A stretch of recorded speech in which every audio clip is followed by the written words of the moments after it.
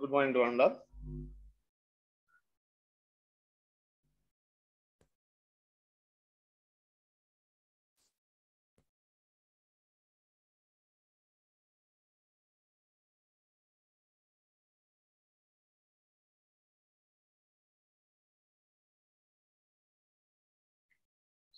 So we are discussing about frequency measurement by using the CRO.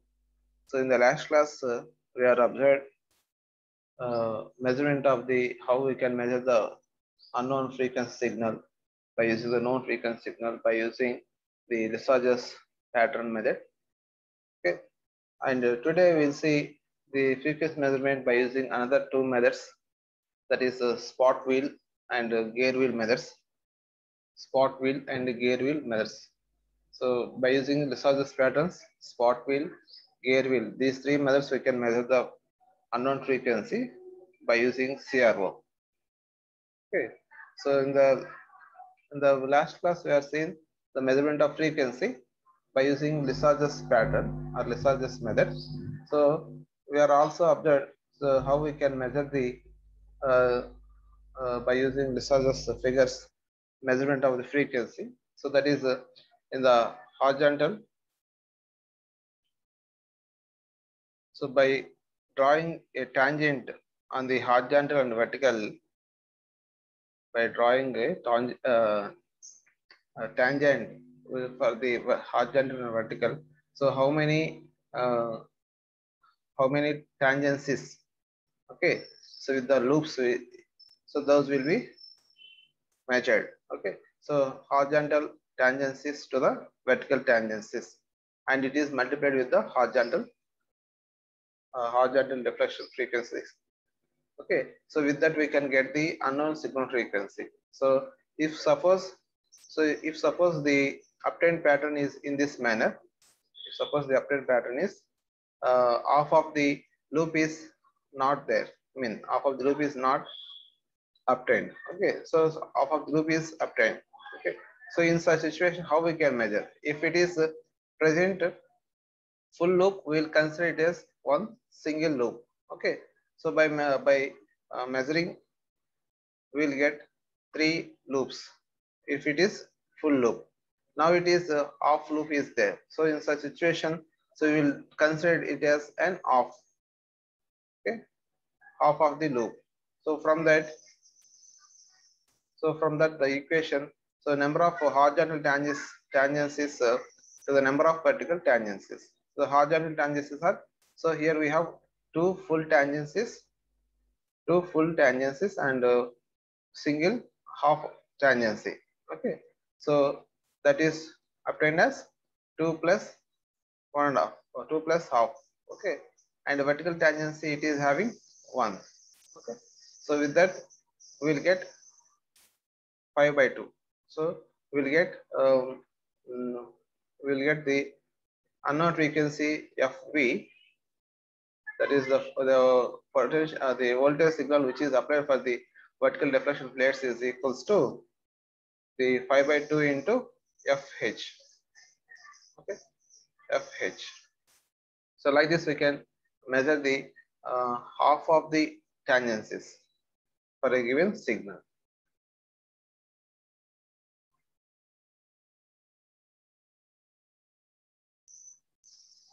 So if such type of signals is there, so we can measure the unknown frequency by considering the half of the tangency.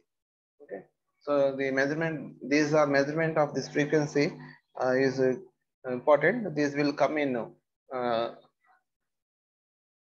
some like GATE exams. They will ask the what is the frequency of the given pattern.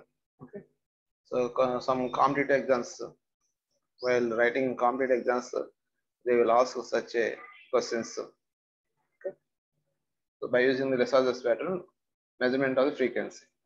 And the next one is so spot wheel method for frequency measurement.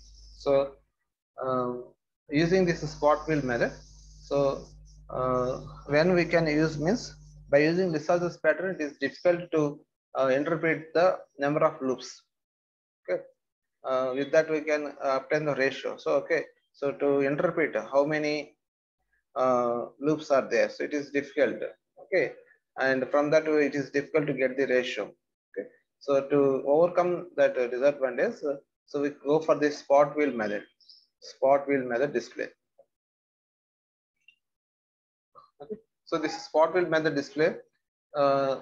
This figure shows the circuit diagram for the spot wheel display, spot wheel method display. Okay, so here these are the vertical plates and these are the horizontal deflection plates, vertical and horizontal deflection plates. So in the previous Lissajous pattern, we are applied unknown signal for the horizontal deflection plates, unknown signal for the vertical deflection plates. So from that we will obtain the pattern. So whereas in this case we will apply the low frequency signal and we will apply high frequency signal.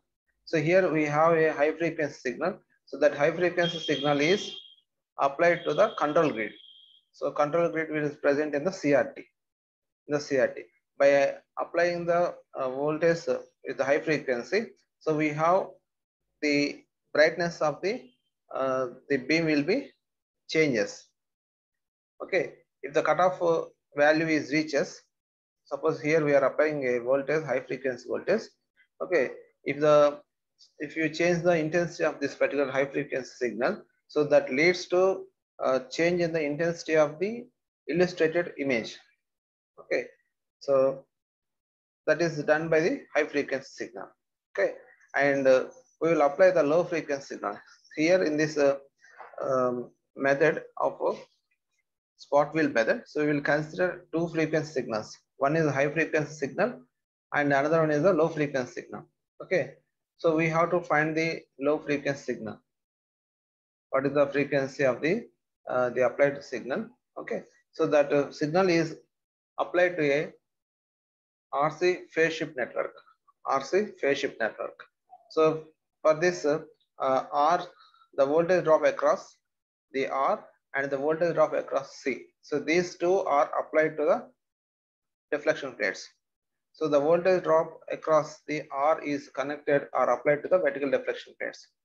And whereas the capacitor, the voltage drop across the capacitor is connected to the horizontal deflection plates. Horizontal deflection plates. So here we are applying two equal signals to same amplitude signals with a phase shift of 90 degrees. With a phase shift of 90 degrees, we are applying for the vertical and deflection plates. So we are applying same voltage for both the plates, but phase shift is different. So when such a equal and 90 degrees phase shift of signals will be applied to the deflection plates, we will get a circle shape of the display. So we will get the circle in the CRT screen. We will get the display of the circle display. Okay, so when it is obtained circular shape, we will apply the high frequency signal to this control grid. So control grid is the which is after the cathode. In the CRT we have cathode, control grid, and accelerating anodes like that. Okay, focusing anode, accelerating anode. So by applying the voltage to the this control grid, so there is a change of the brightness of the light beam which will falls on the CRT screen. Okay, so by increasing or changing the voltage of this high frequency voltage which is applied to control grid, that makes variation of the brightness of the obtained output waveform. So that it will be looks like a dotted lines. So it will be looks like a dotted circle. Okay, so from this dotted circle we will count how many dots are there. Okay, how many dots are there? So we will count these dots and that will gives the ratio between high frequency to low frequency, that is equals to 20. Okay, here in this circle we have around no it is 20. Okay, so with this ratio we can measure the unknown frequency value, low frequency value. Okay, so like this we can measure the frequency by using spot wheel method. So this is the circuit diagram. Circuit diagram how which will produce as the phase shift. So phase shift of 90 degrees, and with that we can get the circular shape. If the phase shift is not same as the the phase shift is not 90 degrees, then we will get some other elliptical shapes. Ellipse shape. Okay, ellipse shape. If the phase shift is deviates.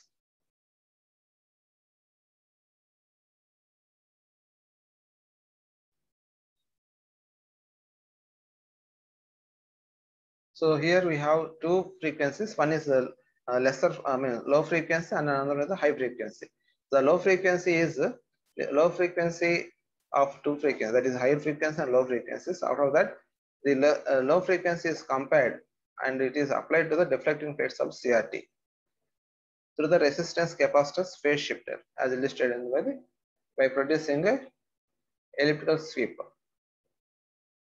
Okay, so we will apply the low frequency signal and through phase shifter circuit, and this phase shifter circuit will produces a phase shift of 90 degrees, and the generated output voltage, this is the ground. With respect to these two plates, this is the common point for both the horizontal and vertical deflection plates. So with respect to horizontal deflection plates, this is the positive and this is the negative. With respect to vertical deflection plates, this potential is the positive and this is the negative. Okay, and this plate of the horizontal deflection and this plate of the vertical deflection plate, these are common and these are connected to this particular phase shift common point. Okay, the voltage which is generated through the R, the voltage drop across the R with respect to this point, and the capacitance produced in the voltage across the capacitance produced with respect to this common point will be applied to corresponding deflection plates. So this is the voltage drop across capacitor is applied to the horizontal deflection plates. So why it is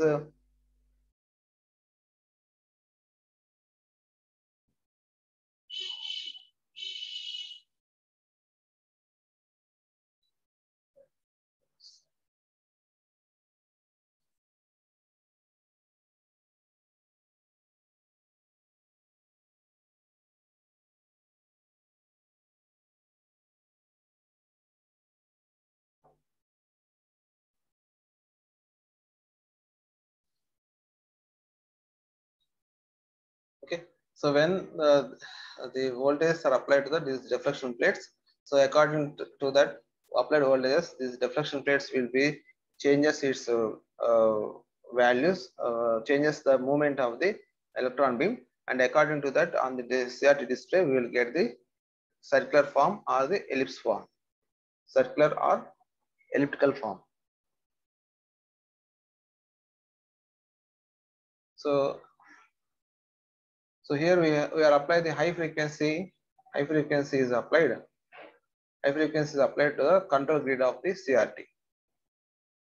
Okay, and if the pattern appears as a series of alternate bright and dark spots, okay, where the ratio of the high to low frequency is given by number of bright spots. So by applying this low frequency and high frequency signals, so by applying that, so we'll get the bright and dark spots, and the ratio of high to low frequency is obtained by the number of bright spots. So here we will apply the 90 degrees phase shift. So two sine wave signals are equal in amplitude but 90 degrees out of phase to the vertical deflection plates, which results in the formation of a circle. If a sine wave is applied to a phase shifting circuit, it is possible to obtain two outputs equal in amplitude and 90 degrees out of phase. So we can apply two sine wave signals. Either we can apply two sine wave signals which are same amplitude, equal in amplitude, and having phase shift of 90 degrees for the two deflecting plates. Otherwise, if we have only one signal, one sine wave signal, that sine wave signal is applied to the RC phase shift circuit, and from there we will obtain the two deflecting plates. If you readily available two sine wave signals which are in same amplitude and having phase shift of 90 degrees, we can apply those two sine wave signals to the two deflecting plates. Okay, so if you don't have the two sine wave signals, you have only one sine wave signal, so then we can apply that sine wave signal to the RC phase shift circuit to produce the 90 degrees phase shift only. Okay, that is the reason. To produce the 90 degrees phase shift, we will apply for the RC phase shift circuit. Okay, and with that we can get the equal amplitude and 90 degrees phase shift. And with that, apply it to the CRT tube, we will get the circular shape of the display. Circular shape of the display when those two are equal in voltage. Okay, and from the control grid we are applying some high frequency signals, and due to that bright area of the bright area and dark areas will be produces, and by counting the number of dark or bright spots, we will get the count, and that count will produces the high frequency to the low frequency ratio value. So if the voltage across R and C are equal, if the voltage across R and C are equal, the pattern is a circle. So because the voltage across R and C are equal, so the same voltage or equal voltages are applying for the deflection plates. That's why we will get this circle shape. If they are unequal, the pattern is elliptical. Okay, so where R is given as 1 by omega C and omega is equals to 2 pi f. Okay, and the voltage across C lags the voltage across R by 90 degrees. So when these are connected, due to connection of the capacitor, the voltage across the capacitor will lags by the voltage across the resistor by 90 degrees. That will provide it. Okay, so varying the grid gathered potential changes the density of the electron stream within the CRT and it determines the intensity. So if you change the grid gathered potential, what we are saying that control grid potential, if you change the control grid potential, okay, so we will change the density of the electron stream and that determines the intensity. When the grid bias of the CRT reaches a cutoff potential, suppose we are continuously changing the grid bias, okay, and that leads to it reaches to cutoff potential, then there is no electron stream, and due to that there is no spot, there is no fluorescence, or there is no brightness will be observed on this screen. Okay, if that control grid bias is reached a cutoff potential value. Okay, so before that we can adjust the control grid potential. So by that we can get the brightness of the applied electron beam on the phosphorus screen. So this property is used for comparison of two frequencies provided their ratio as an integer.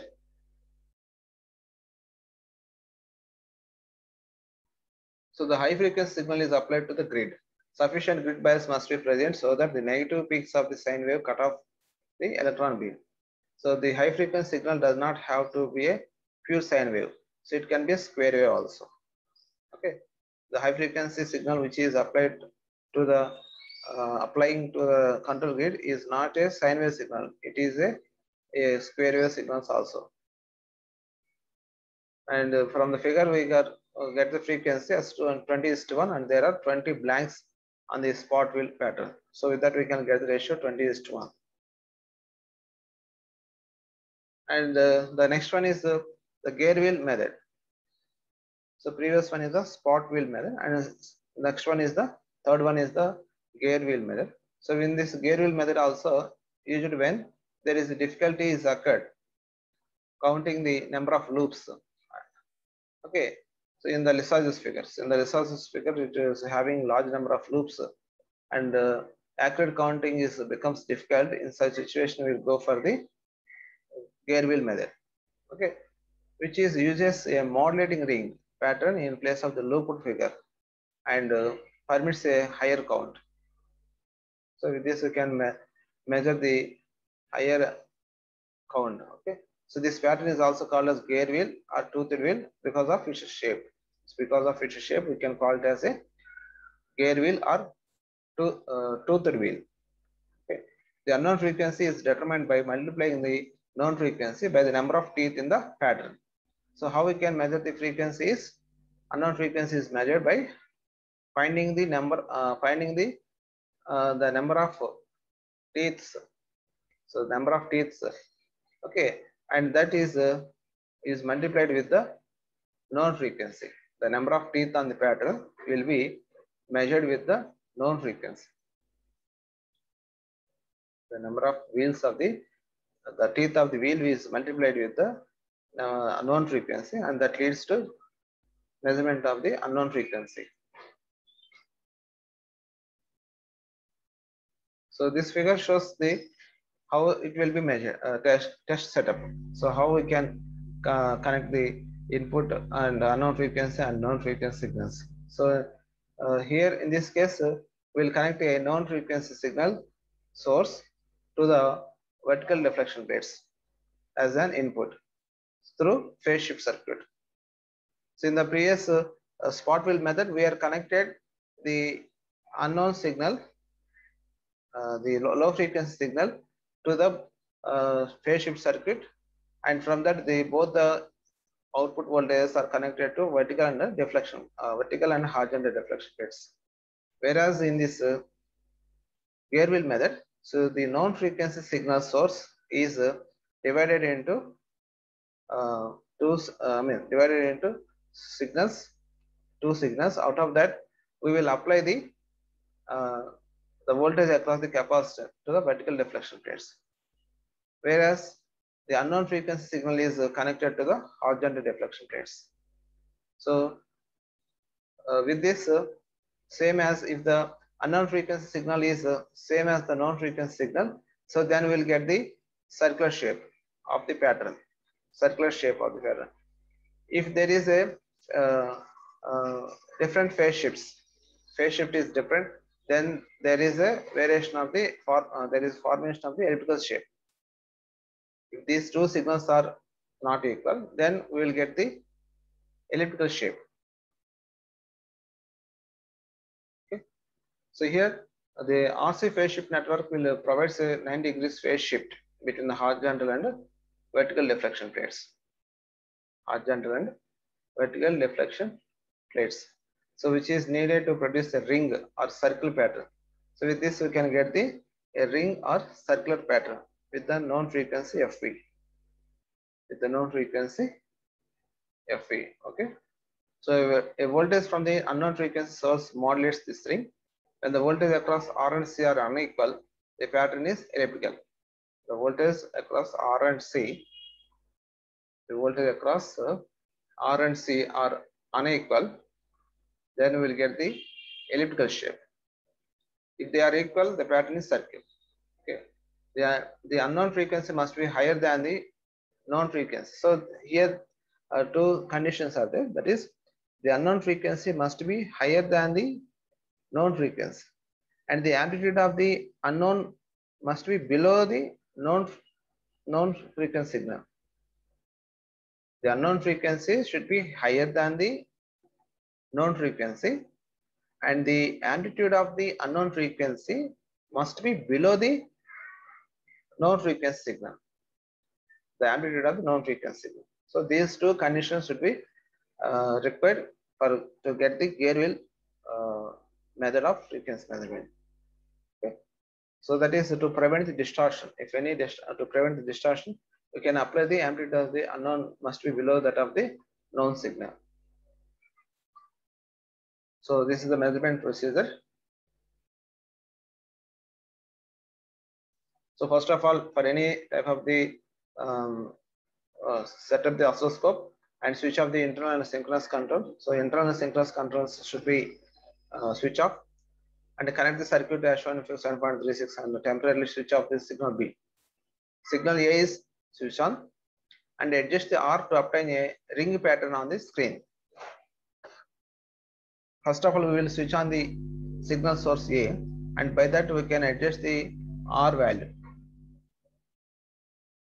So here we will adjust the R value to obtain the circular wave. So when we will get the circle shape, it means these two voltages, the voltage across the capacitor and the voltage across the resistor, both are equal. So in such situation we will get the circular shape. So that is obtained by adjusting the value of the resistance. By varying the value of the resistance, we will get the circular shape. So until that we can adjust the R value. Okay. Next, to adjust the horizontal and vertical gain controls to spread the ring over the screen as much as possible. So we can adjust the horizontal vertical gains to obtain the ring over the screen, entire screen of the obtain. Okay. After that we can switch on the signal source. Now we can apply the unknown signal source. We can apply the unknown signal source B, noting that the ring becomes toothed wheel by the signal. So now we can apply the unknown signal source B. So by that the circular shape of the pattern will become as a toothed wheel. Okay. So this is the toothed wheel.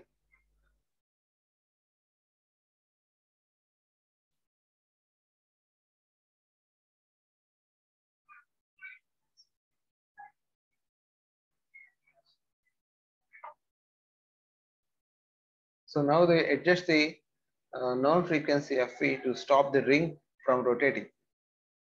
So we can adjust the known frequency signal to stop the ring from rotating. Adjust the amplitude of Fh to obtain a distinct teeth pattern. The unknown frequency is then given by here it is Fh. Previously it is Fv. Okay, now it is Fh. That is the unknown signal frequency source is applying for the horizontal deflection plates. That's why Fh is obtained as n into Fv. Fh is an integral multiple of Fv. Okay, where n is the number of teeth on the obtained toothed wheel. Okay, the gear wheel rotates or spins if Fh is not an exact multiple of Fv. So this gear wheel will be rotates. Okay, it will not come as a constant when these two Fh and Fv are not an exact multiples. Okay, so to get this constant position, we have to adjust the known frequency signal. Okay, and therefore adjust the known frequency to stop the gear wheel from rotating. To stop the rotating of this gear wheel, we have to adjust the known frequency signal. Okay, so this is the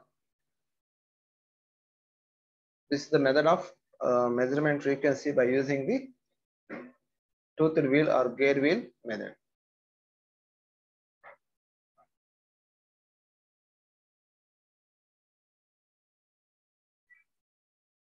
So the next one is a measurement of phase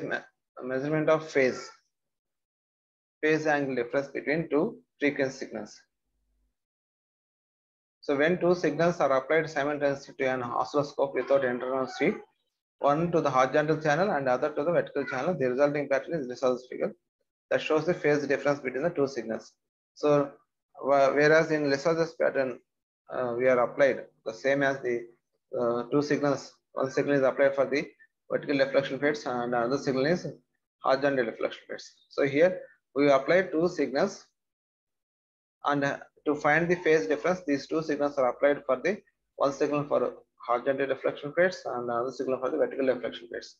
The obtained waveform is results of these two signals phase difference. Okay, these are having phase difference, and depending upon that we can get the different shapes. So first, if the both are in phase, then we'll get a straight line. If they are having a phase difference of 45 degrees, we will get the circular shape, elliptical shape. If they are having phase difference of 90 degrees, we will get a circular shape.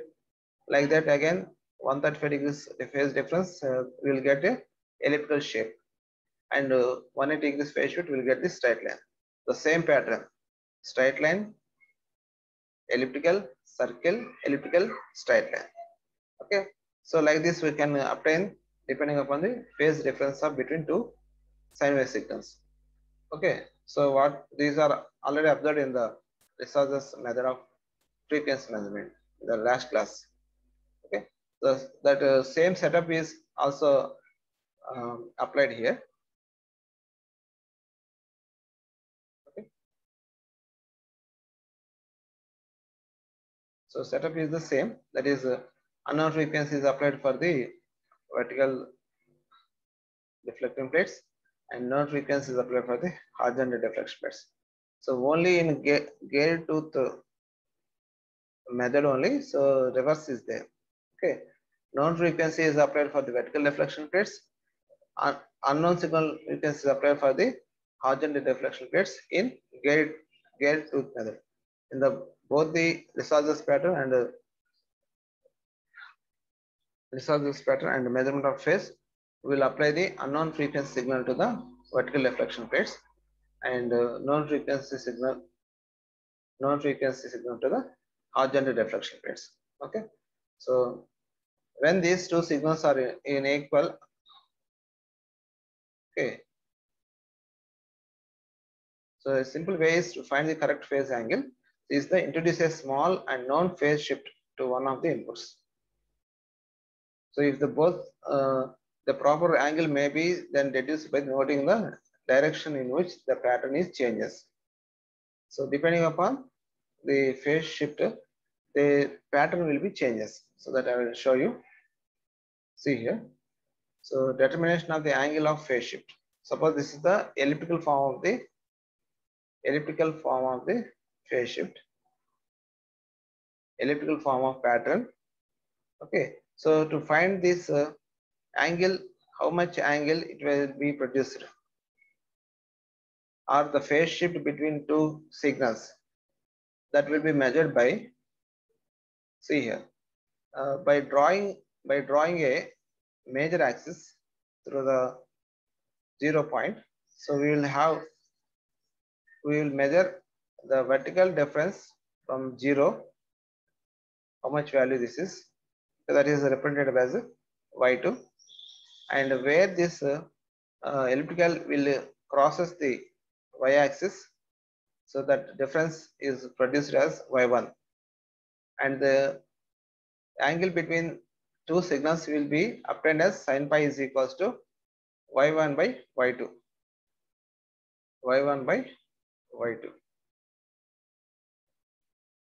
Okay, so if similarly we can also measure by using by considering the x-axis. On the x-axis we will measure the maximum deviation with respect to this y-axis, that will be considered as the x2, and where this pattern will be crosses this negative x-axis, so that particular difference will be considered as x1. So x1 by x2 will give the sin pi, and pi is obtained as sin inverse of x1 by x2 or sin inverse of y1 by y2. That gives the phase angle difference or phase shift between two input signals. Okay, so this is the this is also is elliptical pattern. Okay, so actually if the phase shift is changing, this particular elliptical shape is rotating in the clockwise direction. Okay, if the phase shift is changing, suppose assume that now the phase shift is 45 degrees. If the phase shift is changes to 50 degrees Celsius, 50 degrees, then what happens? This shape of the elliptical shape is moves towards the right side, or moves like clockwise direction. So like that, if the phase shift is 180 degrees, this formed as a straight line. If the phase shift is increasing from 180 to another value, again this pattern, elliptical pattern will be formed, and it will be formed as like this one. It means the elliptical shape will be rotates, changes by rotating in the clockwise direction. So depending upon the phase shift between two signals. Okay, so this is the so here it is the y2 to the y1, y2 to the y1 to the y2. So y1 to the y2, and this one is the x1 to the x2. x1 over x2 will gives the sin pi. Okay, so here we have to identify how we have to measure these values y2 and y1. Okay, so with this we can get this sin pi, or from this pi we will get the sin inverse of y1 by y2 and x1 by x2. So like this we can measure the phase shift, or measuring the phase shift or phase measurement, phase difference between two signals, known and unknown signals.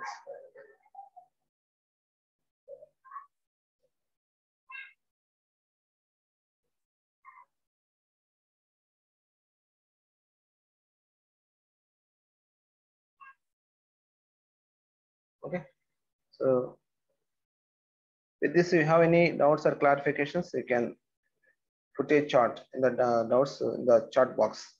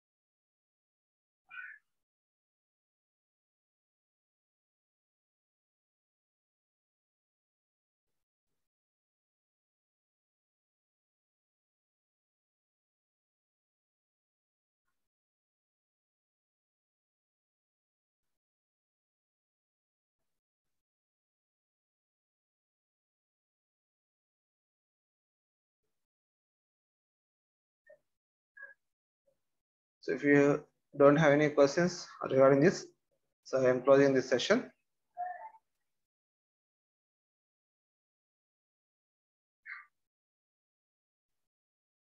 Okay. Thank you to all.